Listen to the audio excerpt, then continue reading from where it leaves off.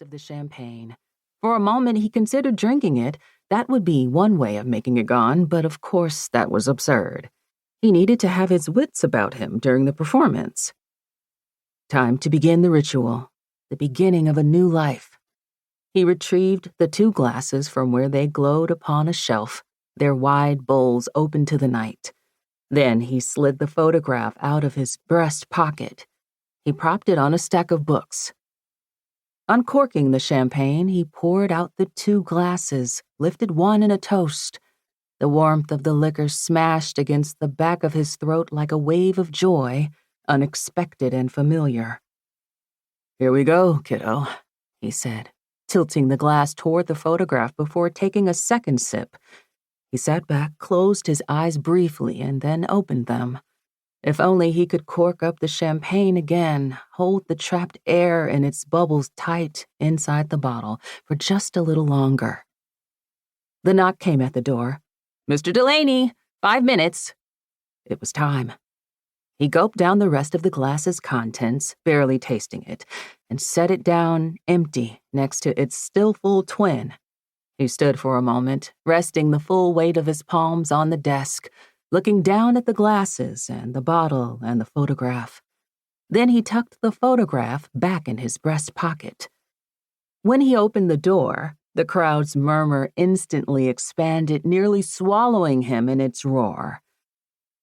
With fewer than 16 hours to live, Frederick Delaney stepped into the backstage corridor on his way to the lights and the applause and the accolades that he was certain would soon be his.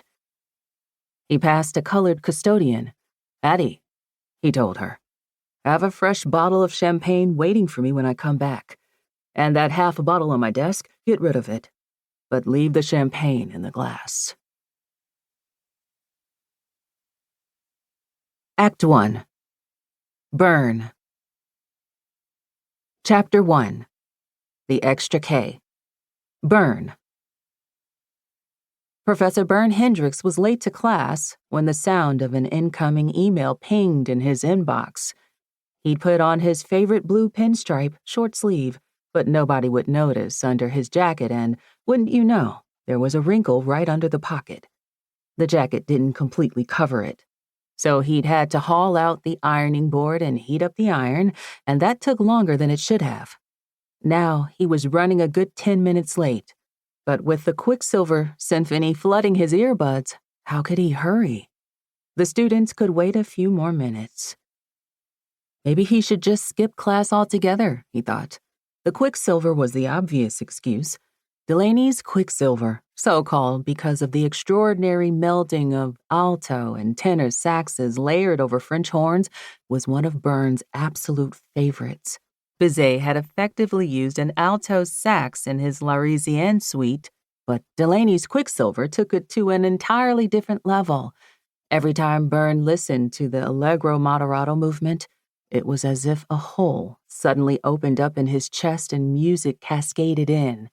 No matter how many times he heard it, the melody rippled across his spine, and he shivered under its impact. "That was double good," he mumbled to himself. No wonder Frederick Delaney was the hands-down best composer, not just in America, Bern would argue, but in the entire world. So there he was, seriously considering missing a class and only his second week of teaching just to listen to a symphony he'd heard hundreds of times before, when his email chimed. He stared at his phone, hit pause on the music.